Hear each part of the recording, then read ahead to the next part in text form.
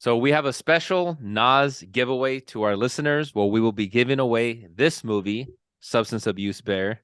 Yep, that one right there. Now, if you want a chance to win this, all you have to do is comment below. We will also be having this video on our other platforms, such as Instagram and Twitter. Feel free to comment on those videos also to increase your chances to win this movie right here or there or somewhere around here. And you yourself can watch They Try to Make You Go to Rehab Bear. You mean Snow Globe Bear, right? Same thing, tomato, tomato. Yeah. And of course, you won't just win the movie, you also have the opportunity to come on the show with us and talk about it. I mean, does a bear ski in the woods? He does in this movie.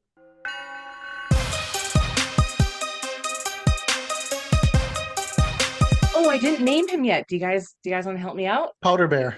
T-shirt you're What's wearing. his? Heisenberg. Oh.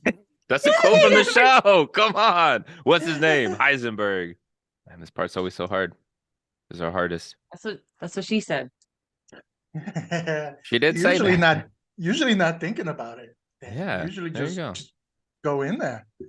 We just go right up in. You usually just get in and We go raw dog style. So on that note, welcome back to Not a Strong Start, a podcast by filmmakers who talk movies, television, and go raw dog on these podcasts. I'm your host. I am Iron Man. I will find you. I am a really good cloak. Yes. Love that one. With cloak. With all the letters having a sound. Yes, every single one being used. All right. So in this week's episode, we're going to be talking about most memorable movie scenes. Not the most, but some memorable movie scenes. You know, what we classify as movie scenes. And we're going to list some of our favorites. But first, we're going to hit them with a current event. I'm going to set the scene. Harry Potter, Legally Blonde, Frasier, Baywatch, RoboCop, Flintstones, Married with Children, Who's the Boss? All seem very random put together, but these are all projects that recently have been mentioned as already greenlit for a reboot or in the process of a reboot happening. These are just some of the many over the last year that have been announced to be redone altogether. Thoughts? We'll start with you, Marie. Okay, there's no way some of these are going to be able to be made in today's climate. Okay? Like, how are they going to do? Did you say Married with Children? Mm-hmm. And that's going to be animated. What? Okay. That's the only way they're going to be able to do it. I'm stand corrected. That's the only way. Because I watched Married with Children when I was far too young, and it shaped my view of men horribly. So the only way that they're going to be able to do it, as if it's like a Family Guy type, Rick and Morty, like dirty type thing. Can't do it with real people. You can't. That's all I'm saying. And she's sticking to it. Yeah. Can't. I guess animated, but even then, there's still cancel culture. So even though it's animated, you still can't say a lot of the jokes that they had. Like, remember they had the whole She-Man Woman Haters Club or whatever it was that they had. I forgot what it was called, the acronym for it. Yeah. But it's so many jokes against the neighbor looking like a man, like a boy, nonstop. Nonstop. You can't do that, man. Yeah. I think I thought we were past the era of like rebooting everything, right? Like, I know they're still going to keep doing it, but like, why all of a sudden now? Because they've had some success. So it seemed like they started doing reboots and remakes. They had some level of success, and now then it kind of trailed off, and now they're just doing it again because they've had some success. Yeah, it seems like I feel like every week I'm hearing about a new old series that's being rebooted. And with some of these, like Harry Potter, is not even that old. Like, I feel that's still fresh. I just rewatched the movies like 2 months ago. Overall, and you're gonna do a full reboot of that with a new cast and like TV series. And some of these projects, I think like Legally Blonde, are gonna get reboot movie and TV series. Is what they're talking about. That's too soon too. Like, that's not an old. Like, that's still fresh in people's minds. They're still making memes about Legally Blonde. And like Harry Potter, are they just doing it because the video game came out and it was like a success, so they want to like market off it as much as they can? Or like, Yeah. profit off it. Is that Wednesday. why? I think Wednesday, probably the success of Wednesday, maybe. But look who's talking. Who needs talking babies again? I don't Oh need no, to see talking babies. who's the boss? Oh, who's the boss? That's even worse. Do we need Ted Danza, Tony Danza, Ted Danza, and Tony Danza? All the Danzas? Come on, man. We don't need that. Stay away. Yeah, How are they going to do Baywatch? Yeah, because they just rebooted the movie and it was horrible, and they're gonna do another reboot to like the reboot. Guaranteed it's going to be a So woke Baywatch. Guaranteed it's a woke Baywatch. they Yeah. don't even wear I want- bathing suits anymore. Just all shorts. Everybody just in giant, long, big shorts. That would be great. Oh my What's gosh. the point? What's the point? If we're not seeing the high cut boobs slowly bouncing, then what's the point? Come on, we have Instagram for that with their nonstop with their nonstop promotions of these damn OnlyFans pages that we just talked about earlier. Like, enough already. But that's what we have. I don't need a whole Baywatch. I don't need 30 minutes of television to sit there and give me that. Like, I'm good. I'm done. No. It's getting ridiculous at this point. Like I said, it feels like every week there's a new announcement for a reboot, and it was like, is there nothing original like going out there? Everything's nostalgia based. And then I get like WB, they're doing Harry Potter. There's another thing they're gonna reboot also, but you can tell for them it's like our reputation has been hurt over the last 2 or 3 years. We need something big to like try to get us back on track, and that's all it is. It's a nostalgia. It's like a last ditch effort, is what it seems like. It's too much. It's still too much. Like, leave the past alone. Like, seriously, just leave it in, like, leave it there. People who feel nostalgic about it will go back to it. I say that, but like, there's some remakes that I'm actually like really into, but that's just too much. The Flintstones, what are they? They're Well, gonna it's do 20 it years with the later. kids that are older. Yeah. Yeah. That So one it's we gonna talked about on a previous episode where they're going to jump 20 years later. So I think Fred Flintstone's retiring or retired now. And it's like that. And then we're following, I think, Pebbles and Bam Bam, who are 20 years older now, and they're dealing with life and family, I guess. Like, that's what we need. Who asked for this? I Was I it would rather see you, the Dan? Jetsons. Was it you, Marie? I mean, Did you people guys watch ask for this? Velma. People watch one episode of Velma, the new one for HBO Max, and said, we need more of this. But then they never proceeded Yeah. to watch the rest of the show. No, man. If any, the Jetsons, I could see them doing, but not the Flintstones. Like, I just don't see. Animation, I can understand if you try to revive it. It's very rare that they do this with live action because, for instance, the 97 X-Men show, I'm hyped to see that. I know that they're bringing that one back. Hell yeah, give me that one. They've been able to do it with Futurama. They did it with Family Guy. Like, I can see them being able to revive animation because they still look the same. But if you go with these, like, if you go with Married with Children, like, why? It's going to be like, isn't Married with Children like these days like Modern Family? I feel like that's just what Modern Family literally the is, same like actor. like a revamped, more wholesome. They have Al Bundy in it, so yeah, it's exactly the same thing. Murray didn't even catch that. It's the sequel to Married with Children. Yeah. He's remarried and he turned over a new leaf. He got his hot remarried young with forever children. woman. Yeah, exactly. Good for Al Bundy. Good for Al Bundy. But on that note, let's get to our main topic. So, memorable scenes. What constitutes for you guys as a memorable scene, right? Like, first of all, let's start off there. I have a couple more follow-up questions. So, Marie, let's start off with you. I think anything that evokes a strong emotional reaction or like physical reaction, like for me personally, something that's going to make you, for me, cry or like out of happiness, sadness, something that like make you so scared you can feel it in your gut, something makes you so excited, nostalgic wise, you can like feel it like you shaking. Something that you can relate to more on a personal level, like that hits you and you're like, damn, that's my life, or damn, that's the meaning of life, something like that. Scenes that you want to keep going back to. Like, I have a couple on my list where it's like sometimes I just go back and rewatch that scene because I like love it so much. Things that are like visually or artistically captivating. And all those check my boxes for memorable scenes. I would say for me, it's probably there's like three main things, and some of it is just kind of, following the lead of what Marie presented. But one is if I finish the movie and I'm still really like thinking about a scene, that's memorable for me. That stuck out, especially now when movies like every movie's almost 3 hours now. If a specific scene that might only last a few minutes is what lingers in my mind, then that's in that category. Also, you know, having watched so many movies, if you can surprise me, that's gonna make you memorable. If there's something like I did not see that coming, especially when it comes with genres that I watch a lot, such as horror. If you can throw in something that I'm like, oh, where did that come from? I'm gonna remember that, you Yeah. know. And then the scenes like, even if I haven't seen a movie in a very long time, I haven't watched a movie in like 9 or 10 years.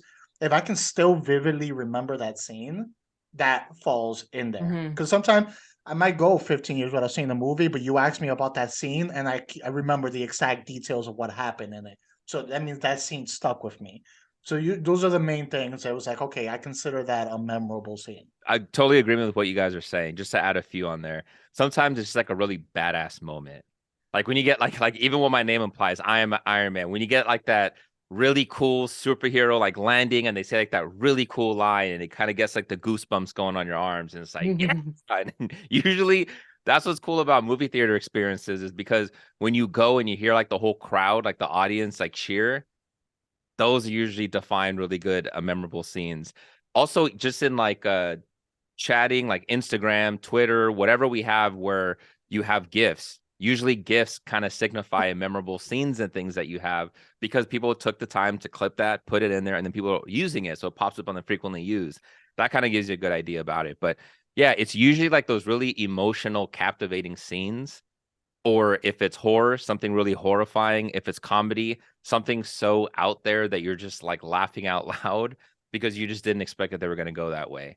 And that's why I think what hurts comedy a little bit because they're so safe, where we don't get those quite memorable scenes now. And it's rare to just have a really good, just straight comedy that has memorable scenes. Like there's just not that many anymore, right? Like we've talked about that before about like the subgenres and things that kind of work for that. But I think memorable scenes is just it could even be something that just like really kind of defines an era. Like they have a movie Citizen Kane, right? About Rosebud. Most people will know that reference, but they've never even seen the movie. I don't know. Have you guys seen that movie, Citizen Kane? No, no. No. But do you associate Rosebud with that I associate it with a Ghostbusters episode I think I saw way back in the day. episode? The cartoon? Yeah, the Ghostbusters cartoon. Yeah. There was this like floaty ghost thing, kept saying Rosebud. It was about, yeah. But then I realized that they got that from Citizen Kane. There you go. But you have famous scenes. You have Psycho, right? With the famous, standing in the curtain. So when you can have memorable scenes that people can associate with movies, having never seen them, that really elevates beyond just the viewer that's watching the movie. It really captivates. It really does something to the audience. So having said that, do you guys want to go into some memorable scenes we have? Let's do it. Yes. Perfect. Okay, Jose, let's start off with you. Okay, I'll start with one that I've mentioned before, but it's just to the point where it's like some of these I kind of rewatched the scene beforehand. I did not for this one because I don't need to see it again. That one time is enough. And it's from Martyrs, and it's the brutal torture scene. So for the audience member, it's the original Martyrs. I believe it's the French film. It's not the remake that they did years later unnecessarily. But basically, this whole scene is you get this whole movie that's already brutal happening beforehand, and you think like, oh man, where's this gonna go? And it just takes it to another level, and it's basically this character getting captured, and it's basically a montage of her getting tortured and beaten. They have her chained over a long period of time, so it could be many days or like a couple of months. They don't give you an exact time frame, but they just viciously every day beat her unconscious to try to break her both physically and mentally. And then once they finally get her to the point that she's broken physically and mentally and has given up on everything, then they hook her up to a machine and remove all the skin on her body except for her face, keeping her alive. This is all like one big scene overall, and she's hanging there, and that was enough where I was like, I never had to see this movie again, but that was seared in my head because it was so brutal. It was one of the most like brutal torture capture scenes that I've seen because the camera doesn't pull away. Like you literally see every aspect of it happening and the beating going on, where it was just like I almost wanted to turn it off for a while.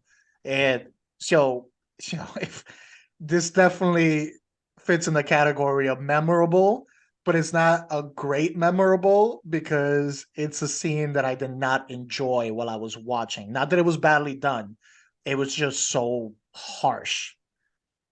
Marie, So I well think done. Jose just gave us a good late to the game movie to watch.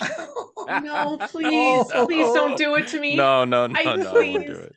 I won't do it. I feel like I've seen it already. Like I'm good. Like I don't like that's one of the most memorable scenes for me, and I've Yeah. never even seen it now. Like it's gonna be so. Yeah, I'd do it. Yeah. Good. Yeah. No, It made it worse when you find out the reason they did it and their logic for doing it. It makes the scene even worse. Ooh, I won't give it away for anyone that wants to torture themselves and go watch that movie. I think I'm gonna watch it. You might have sold me with that one. I think I'm gonna give it a go. The first one I'm gonna say isn't the one that like affected me the most, like physically and stuff. But when Jose gave us the topic, it's the first one that came to mind. And I think that you guys have talked about in the past how you guys did not like this movie, but it's from the movie Crash, and it's what my name is about, and Crash was it's the good. scene. Oh, I thought someone talked about it back in the day That on was the Chuck. episode. Didn't like it. It might have been Oh, Chuck. was it? Yeah. Okay. It might have been. If I had to throw a guess, I would say Chuck. Okay. Well, it's the scene with Michael Pena. Benya. That's what Hey, Hey, she's getting Latino. you got Hey, she's it. hanging out with us a Hey, lot. Got I that had to get Yeah. if I can do some knit and some tongue rolls, I got it. Yeah. She could do that okay. better than John Leguizamo. If we get it. Never gonna live that down. And it's so yeah, you guys know the scene where it's like that the man from that store approaches him thinking that he stole from him, and he has the blanks in the gun and doesn't know he has the blanks in the gun. No one knows he has blanks in the gun. I rewatched it last night and getting choked up. And his daughter, he said to his daughter earlier about how she has a protective cloak on her at all times, to make her feel safe. And then she sees her dad getting like the gun in his face, and she's like, I can protect him. It's all slow motion, and she runs out, and as soon as she jumps and like hugs him, you hear the gunfire go off, and it's just his face looking up, screaming, but it's silent because there's just music. And to me, I remember first watching that and just feeling the emotion without you don't need to hear it, you can see it so strongly. His acting is just like so perfect. I even watched it before I was a parent, and it affected me super hard. I don't like watching it now. I was like, oh no. And then she's not dead, and she says, I'll protect you. It's a really good club. Falling to her knees. So that's like that scene right there. You feel like just the raw emotion. You don't need to hear it, but you see it and you feel it.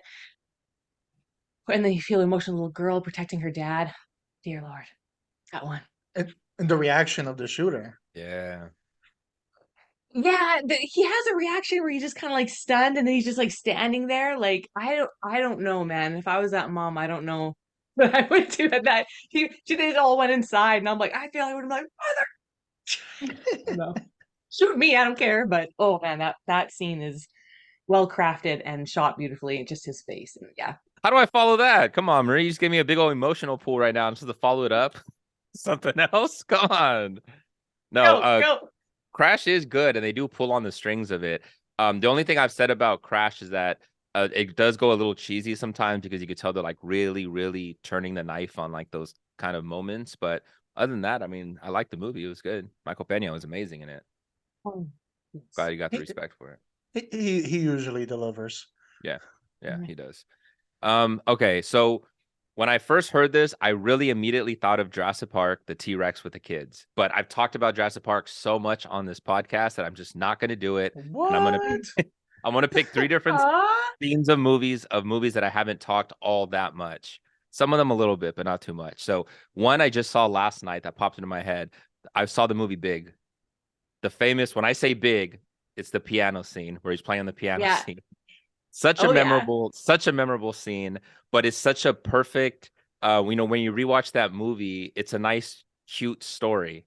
But to have the older gentleman, his boss, really going into his youthfulness and playing with Tom Hanks, who did such an amazing job acting in that role. And then you Yep. see how he, to see that kind of youthfulness playing in, it's such a good emotional pull for us, even just people that are aging, getting older, to still not take yourself too seriously, still have those kind of spontaneous, fun moments. But that scene's famous, man. It's epic. And I feel like a lot of people know that scene without having even watched the movie.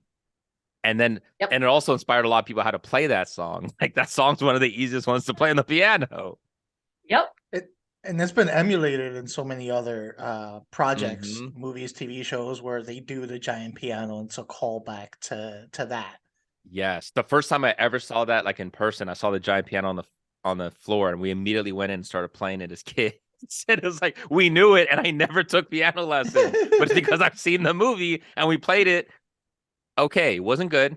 I don't want to oversell this now, but we played it okay. People got the message, but it was our big moment, and it felt good. It was fun. I maybe tried to do it like last month. There you go. There you go. I know Memorable I could play scene. it on the I could play it on the piano, but Yeah. that's one of my favorite childhood movies. But I went to my in-laws, like my niece had one.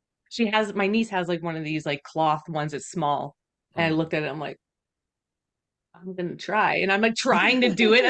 And they're like, she's jumping on it. I'm like, no, let me try and get Get off. You're off of ruining the it. This song. is my moment. My Yeah. turn. This is my But it time. was seriously, but Yeah. it was too small, so I couldn't do it. So Yeah. It's like with that movie, literally my entire life, even as recently as when I was in LA so long ago, when I see one of those like fortune teller machines, my mind goes to big Sold on. automatically. I don't associate it with anything else. I don't think about anything else right away. It's like, oh, big. Yeah. Yes. Be careful what you wish for. Good mm. movie. Great movie. Penny Marshall crushed it. Okay. Next scene. Jose? All right. I'm gonna go more towards the action. It's the scene in Taken when the daughter gets taken in the fall. That because at this point, this is the movie that launched Neeson as a action star. Before this, he wasn't really looked at that. This is what kind of started that. So this scene is just so badass. He was just so calm and collected while his daughter is being taken. He's like, do this, do that. And then even after, usually in these scenes, they're yelling into the phone. There's angry threats. They're like, I'm gonna find you, motherfucker. I'm gonna kill you. It's all this like emotion through it. He's just dead calm the whole time. And he was like, look, I have a particular set of skills. If you let her go now, I will forget. I won't find you. I'll forget about this. But if you don't, I will look for you, I will find you, and I will kill you. And just calm as hell. Like there wasn't even a bead of sweat in his head. And I was like, that is just so like badass. Like if I'm on the other line of the Scary. phone, I'm Scary. like, well, I'll get her first class tickets. We'll fly her back Yeah. over there. I'll throw some money on the side for the Yeah. inconvenience. Feed her some Take care. Benihanas. Yeah. I'll see you later. Sorry, my bad. That's it. It's over. If the other person in the line is talking to me like that, they know something I don't know. And in this Yeah. case, it was a lot of skills. Not messing with it. So that moment always stuck in my head. And that's one of the ones you mentioned earlier, Dan. It got memed, it got gift. It still pops up every once in a while. You see people still using it. Mm. You know, other parts of the movies that I don't remember, but I remember that scene clearly.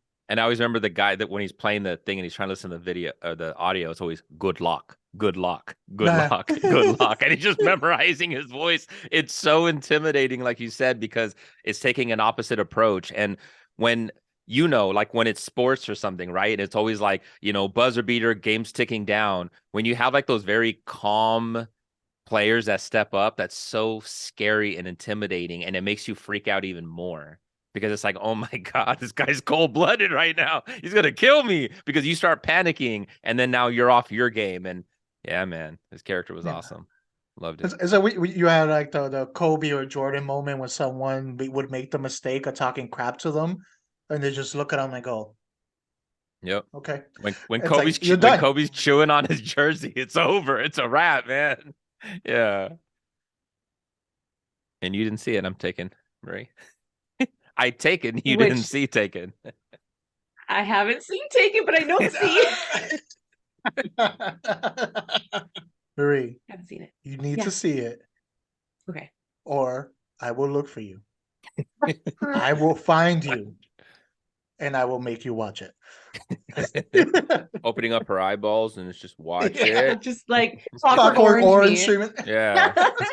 Which is another memorable scene, FYI, because we all knew it. Oh, yeah. There you go. Mary, hit us with the next one. Okay. I'm gonna save another emotional one for after. But okay, I talked about this scene before.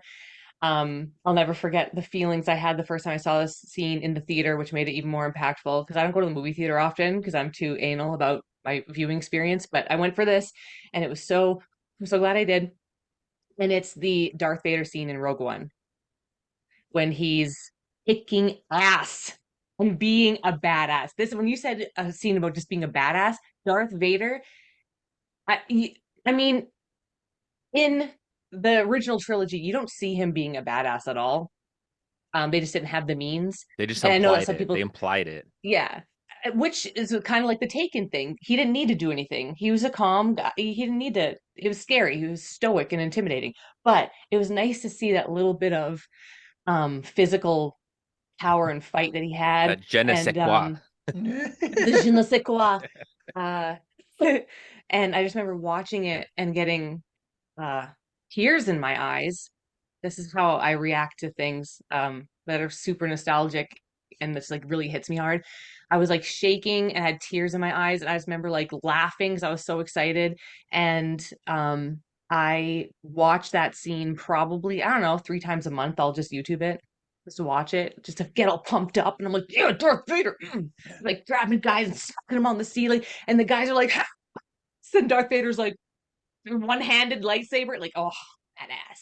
That was my Vader. That's how I felt when I saw it. I'm like, we always knew Darth Vader was a badass. They just never showed it. So people that maybe weren't Star Wars fans or Trekkies, Darth Vader didn't do nothing. It's like, shut up, nerd. But it's like, dude, I know he is. When you see that, it almost looked like a horror movie. The way he was just not giving a damn. I'm like, that's the Vader I've been wanting. I've been wanting to see this so much. Please. I don't even remember who I watched it with, but they got punched when I was watching it because it was all. I was like, take that, Kevin. Kevin said they're getting PTSD. Oh, I was like, finally, this is what I've been waiting for. Yes. The point that was like, he let her escape just because he was like, I'm gonna handle all these people. Because he literally could just push them aside and stopped her, but he's like, nope. No, they made the mistake of getting in front of me. Yeah. They're gonna learn today. They're gonna learn today. Exactly. He got his Liam Neeson on that one. So the way it starts though, it's like so calm and quiet, and you hear that like that's classic Star Wars siren, which again gets me all shaky. And then there's the fog, and then the lightsaber, and then.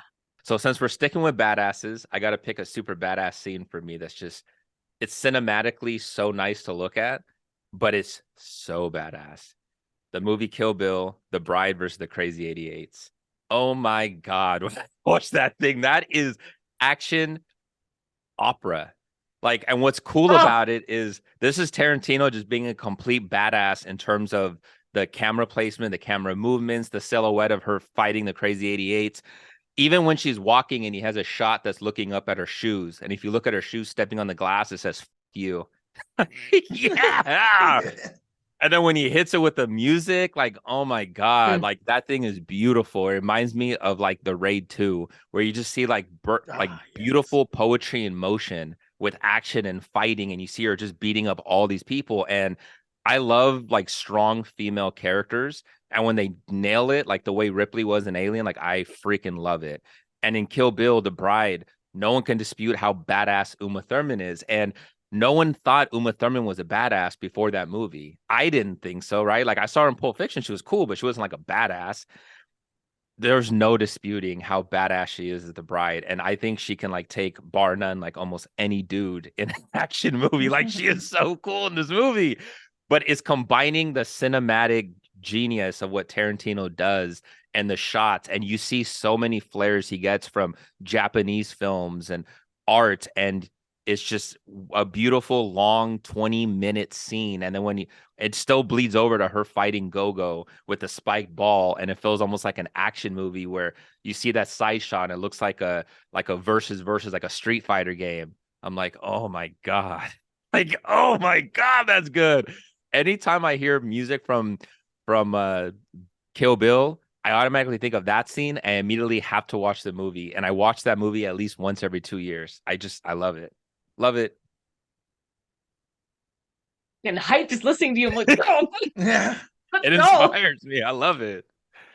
And those are the scene where you catch yourself like kind of yelling, like grunting and yelling at the TV, like, "Ugh! That's right. Mess him up, mess him Yeah. up." Even Oh though man. you know that she messes them up, but you Oh, still get like hyped. and it's just the over exaggerated blood splattering everywhere. I love it. Love it. Oh, Je ne sais good quoi. pick. Je Oh, ne sais it has quoi. the je ne sais quoi. Oh, yeah. I'm gonna have to go with Saw, the reveal at the end Yes. of the first Saw. So honestly, Saw itself, it has some good elements, some bad acting overall. Yeah. But I think what really sold it for me and just made up for the entire movie was that reveal on that. And this is part of the one that was like the surprise. I did not see that coming at all. And it's when you have, Tobin Bell, who's the bad guy, and he's literally been there the entire movie on the ground as just a dead body. Overall, it looks like everything's going to shit, the whole plan and everything, and then the music hits, and that music The became like music. iconic. The music hits, and you see him slowly rising in their faces, and I was like, "This motherfucker's been there the whole time," and stuff. And he just calmly looks at him, grabs the door, and he's like, "Game over," closes it on them, all in slow motion. The whole thing, it was just so like hype, and I was like, "No happy ending." Yeah, get him. Like Yeah. that scene itself, I think, like I said, made up for the flaws of the movie for me. Overall, if it wasn't for that ending and that closer, the movie for me would have been meh. I don't know if I'll revisit it. But Yeah. it just made everything fit in so well together. It immediately made it a great movie. And the ending, like you said, was I felt like, whoa, the jigsaw got me, the viewer. Because you're watching Yeah. the movie and you're just seeing the characters being played. We weren't played until the ending, and I was like, "Whoa! I got played! I got Got played played. like a harmonica, man! That is nuts!" And then the music. When I hear the music now, it's like it inspires me, and it made the movie great. That ending scene Yeah. was so good that it made the movie great to me. The first Saw, so I'll go back just because of how they did the ending. So well done. Good call. Yeah. It, That yeah, was it was like mind-blowing. his what's his name? His Kaiser Soze moment. I think that moment where it's like, holy shit, it's been this mofo the whole time. Yeah, sort of like how Seven did it too. Like, what's in the box? What's in the box? When he finds like, Yeah, oh my God, you got yeah. what? That's nuts. I love endings like that. Love Yeah, and it. that's the thing, all three of us here are huge horror fans. So a lot of horror movies we watch, and there's a lot of repetition, there's a lot of homage, there's a lot of copying, Yeah. which isn't always a bad thing unless you go overboard with it. So it's good to have those little hints towards things, but we've seen so many horror movies that it's very hard to be surprised. So if Mhm. you are surprised and it's a good surprise, I would preface it with that, a good surprise, it sticks out because there aren't many surprises in horror movies anymore. All right, I'm bringing the estrogen today. Sorry, boys. No, you know what? What's I funny is that me and Jose knew this, and that's why I purposely left emotional stuff off because I knew you're going to tackle it. So I purposely chose different ones. mean, I have some that aren't, but I'm going with these ones. These are Yeah. these are the ones I watched last night. It's the montage scene in the movie Up. I Mm-hmm. watched it while I was pretty pregnant, and I had to pause, walk away, finish bawling my eyes out. I was losing it, guys. Like someone died in my family. I was done. That montage is like the most adult Pixar, right? Yeah. Best thing Pixar they've ever thing, like done. it seriously is so emotional, and it's showing it's the two of them so in love, and how they like um what's the word? What am I trying to say? Like just like they're back and forth, they're just sitting there, Rapport. calm, reading books together. Yes, thank you. Reading books together, holding hands, just being, and then they're looking up at the clouds and they see the babies, and then and then they're painting the mural, the baby mural in the nursery. And I don't know what happens. I don't know if she has a miscarriage, or I don't know if she finds out she can't have kids. The most very adult themed, and then it just goes from there. And he's trying to keep getting this adventure for her and trying to make her happy, and things keep happening in life, and they can't save the money. I'm like, this is so real. And then she ends up getting sick, and they never get to go on the big adventure. But really, that was their love. That was the big adventure. Although Marie, that was me not being pregnant. that I was was about to all of say that. I us. was like, I was not pregnant, and I was Yeah. like, damn, Pixar, you can't let me like ease into this and relax. You're gonna hit me Man. right off the bat. Like, Man. I literally just like started my groove in the couch here, and like my indent just began, and it's like, you're already gonna hit me like that. Man, it was quickness. That's why I said that was the best thing that Pixar has done was that little montage scene, that very opening. oh my Up, god. Up was good, but that opening was amazing. Like I love that little intro. Like you gave us so much character and so much exposition without a single line of dialogue. Like nothing. I You can felt heavily it. yeah, I can heavily respect when someone's able to tell such a like powerful, deep story in a small amount of time and in a minimal way, but it still like impacts. Like that could have been a short and that would have been like amazing. Oh, And I think there's another one on Disney Plus. I think it's only like 3 minutes long. And it's a song being sung. Lava? Is it the lava one? Yes, Lava, you knew Yes! it right That away. one gets me because I knew exactly what you're gonna say. That one got me Yo, too. I was like, this is no. 3 minutes. Like, really? Like, Freaking you gotta check it Pixar. out if you haven't I seen it, have to, Marie. It's okay. You Pixar, Disney yes. Send it to Plus. me. It's called Lava. It's only like Lava. Lava. 3-4 minutes, and it's a Okay. whole it's a story, and you're into it like right away. And by the end, you're like, oh my god, like Dude, what is they also happening? had the one with the little dumpling or whatever. Have you seen that one? Bow Those you, I think, shorts are whatever. so good. Yes. Man, stop Yeah. making me cry like a child. Pixar, stop it. I I love love it, it. man. Yeah, I love it. Know what I just realized? I have like 9 scenes that I picked, and every single scene that I have chosen for most memorable, there's no dialogue in any of them. Yeah, that's usually None. gets you. Yeah, There's yeah, no Some dialogue in any, and they're all different genres of movies, and yeah, there's no dialogue in a single one, except for the guy that, screaming "Help us" for Darth yeah. Vader. that's when you know a scene hits when you don't even need that. The scene It's the itself, it visual. speaks for itself. Yeah, Uh, visual person. Yeah. which tells us I also have a few that I'm not going to get to. So maybe in the future we might have a memorable I scenes have a part lot more. two Yeah. episode. So you guys let us know down below if you like this episode, and we have plenty of more scenes to go through. Yes, we do. So, okay, so the last one that I have, it's another horror one. I choose a horror one, and they did something unique and different, not surprising me with storyline, but like the creepiness that set in. And it's Pan's Labyrinth, The Pale Man, and Ophelia. The Pale Man is one of the most beautifully grotesque crafted creatures I've ever seen in cinema. And the scene is so disgusting, and the way that Doug Jones moves, his physical acting is so crazy and it just gross. And just to see the design of the thing, it's so gross. And to see him eating the fairies and everything, and like the pacing, and like you want her to escape, and you're like, you really think she's gonna die. You're telling her, don't eat the fruit, don't eat the fruit, and she eats the fruit.